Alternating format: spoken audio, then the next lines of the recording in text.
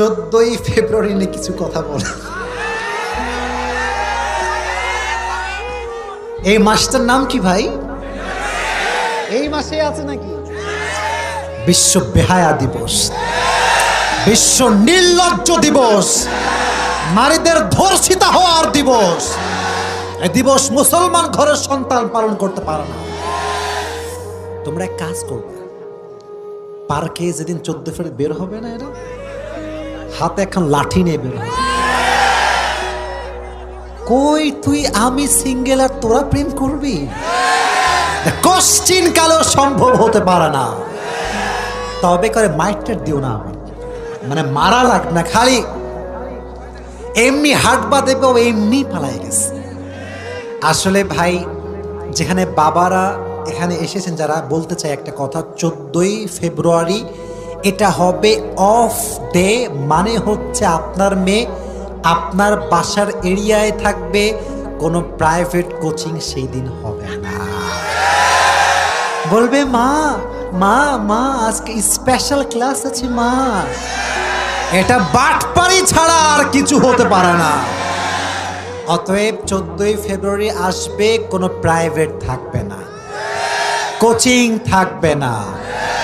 মনে রাখবেন, যদি বলে স্পেশাল ক্লাস আছে, এটা কোনো ক্লাস নয়, এটা পার্কের ক্লাস, এটা নদীর ধারের ক্লাস, এটা রুম ডেটের ক্লাস। আপনার মেয়ে যাবে সুন্দরী হয়ে, ভালো হয়ে, কিন্তু আপনার মেয়ে কিন্তু প্রেগন্যান্ট হয়েও বাসায় ফিরে আসতে পারে।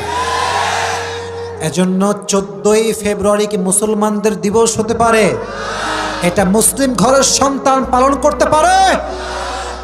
যুবকদেরকে এই 14ই ফেব্রুয়ারি ফিতনার থেকে হেফাজত করুক, সকলে পড়ে আমিন। আর একটা সমস্যা আছে, যখন গজব আসে চতুর্দিক থেকে আসে।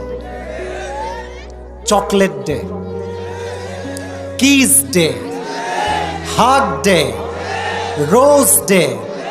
এই চকলেট ডে তুই কই থেকে পাইলি? What is this? মানে ফালতুরও ফালতু এই সব কাজ, ঠিক না বলেন?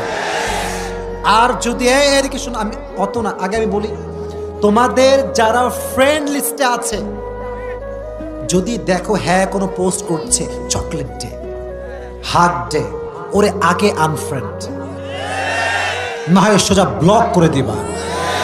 যে খ্রিস্টানদের সভ্যতা অনুসরণ করবে, সে আমার ফ্রেন্ড লিস্টে থাকার কোনো যোগ্যতা রাখে না। প্রথমে বোঝাবা, না মানলে আনফ্রেন্ড, ঠিক কিনা বল?